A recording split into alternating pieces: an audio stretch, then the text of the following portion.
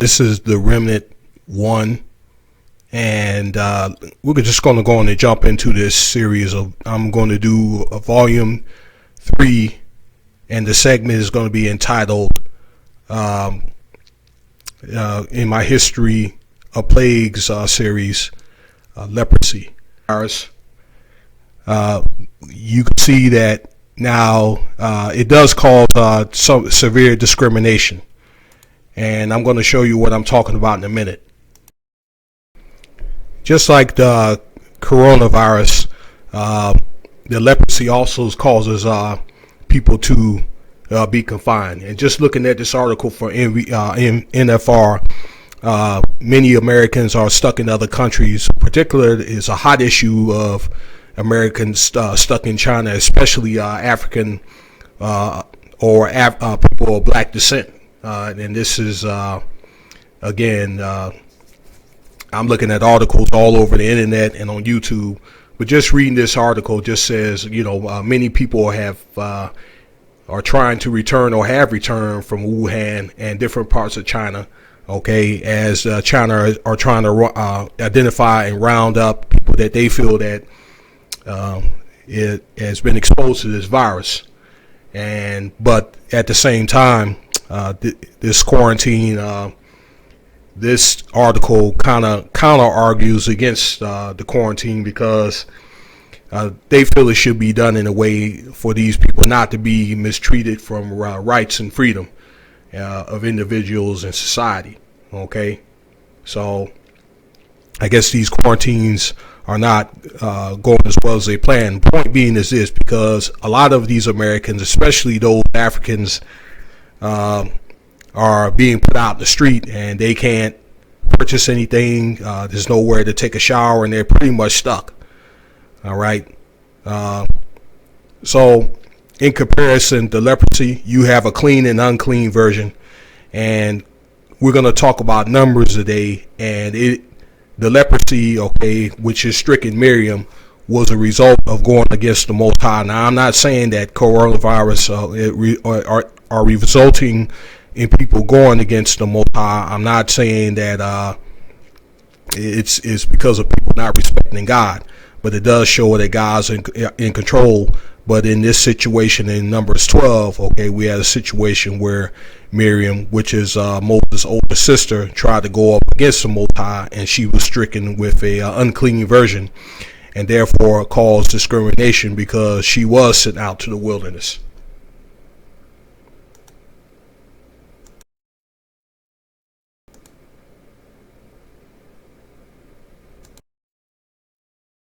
Okay, ladies and gentlemen, on the right hand side, this is an example of we have a young man that's stuck in China, that he feels that he's trapped. This is a image from the Los Angeles Times.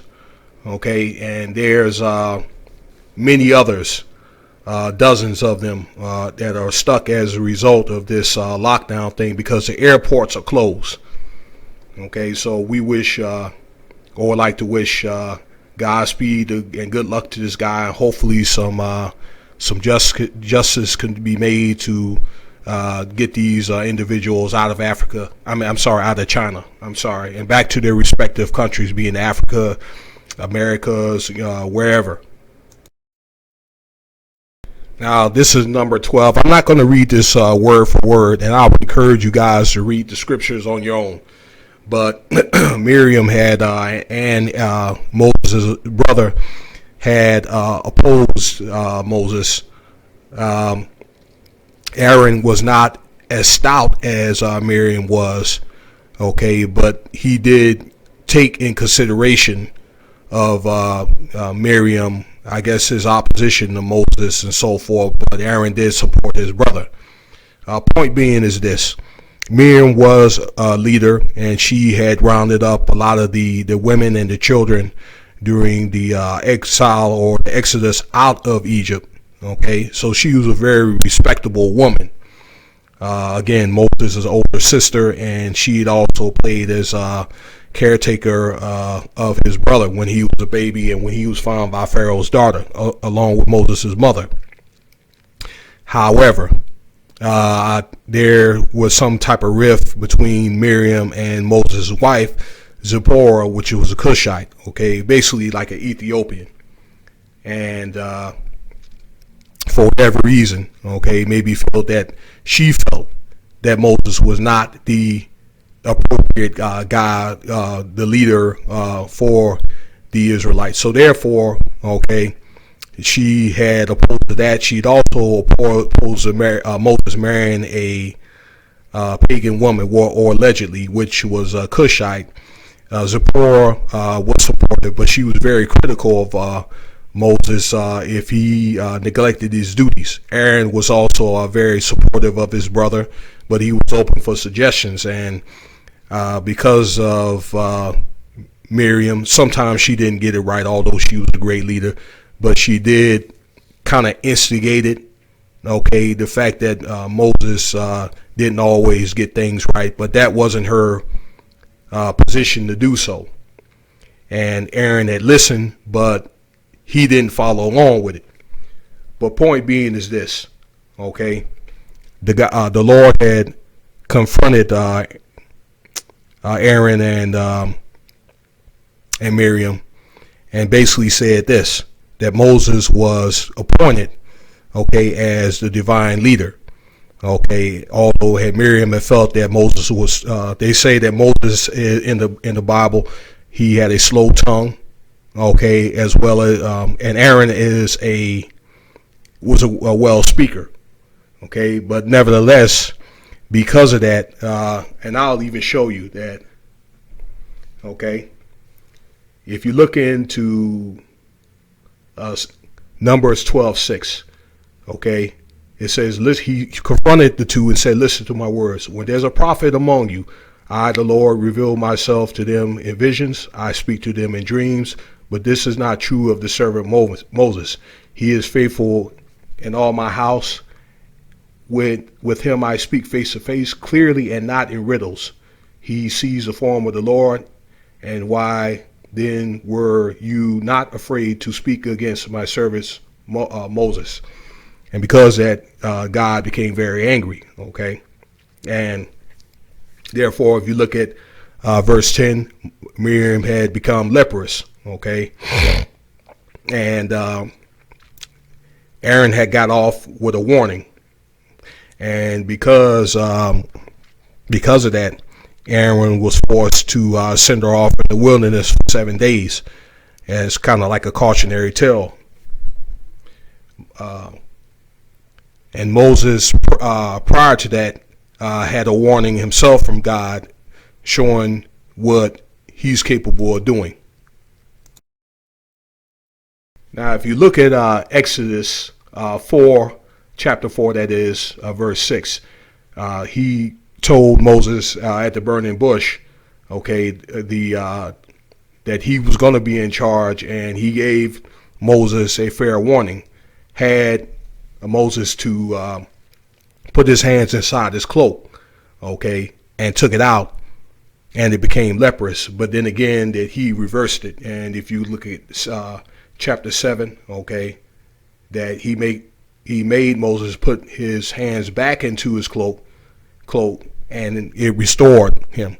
So by that, God is just showing that, you know, how serious he is toward Moses in regards to taking that mission to lead the Israelites and lead them the right way. There's a clean and unclean version of leprosy. One is sores and boils, okay, and discoloration, okay, temporary, and then you have a permanent. And this is all determined in Leviticus 13, okay, where you're looking at 31, okay, at 31, the priest can determine how deep is the sore, and also yellow hair and so forth, okay, and depending on how deep it is, then it's clean, okay, or it's unclean, I'm sorry, and they have to be quarantined or sent exile for 7 days, Okay, and within 7 days, okay, if it's been restored, okay, and no yellow hair, all right, it's a certain, again, death. It says that no more to be skin deep, then you're clean. But also it becomes a permanent skin disorder. And I'm going to show you some examples here in just a second. An example of a clean of leprosy is in Leviticus 13:13. But looking at this picture, if you look at this, this is a royalty-free picture of somebody with the unclean version of leprosy. That person looks like, pretty much like, I hate to say, like a monster, pretty much. Again, as I said earlier, okay, where the skin is basically deformed, okay, deformed nose, maybe potential sores and balls, okay. This is and also it could cause disorder in your limbs of your body. So this is not a pretty thing. A picture of Alice Ball, okay, in biography.com. As you can see, that this is a clean version. It's just a skin disorder, and she's what they call a fair-skinned black woman. And also Latinos or like Creole people, which are French, can fall in this as well, okay, as far as in Caucasians. Rachel Doziel, okay, she's either like German or like a Southern Italian woman, and you can see that she's a fair-skinned woman as well, but that's a clean version of the leprosy, probably from her ancestry. Now, if there's any ladies listening to this, look, this is nothing against you, okay, but this just goes to show that we have a lot of great leaders during the biblical times and even up to now, where again, there's a lot of powerful leaders, even politicians, and even some women presidents. But, you know, however, you know, women are not perfect and so forth, okay. By Miriam, okay, she was a great leader, but she had failed at times, okay. And I think that the leprosy was a wake-up call that God is in control of all things, okay, and not to forget that nobody is above Him. Teach you at in the end of the day to respect authority as well, and this is a verse that you could take with you, okay, in Numbers 14 to 22. Surely all the men you have who have seen my glory and my signs which I performed in Egypt in the wilderness, yet have put me to the test these 10 minutes and have not listened to my voice. Okay, so I'd like to thank you for listening, and if you are feeling this video, like and subscribe.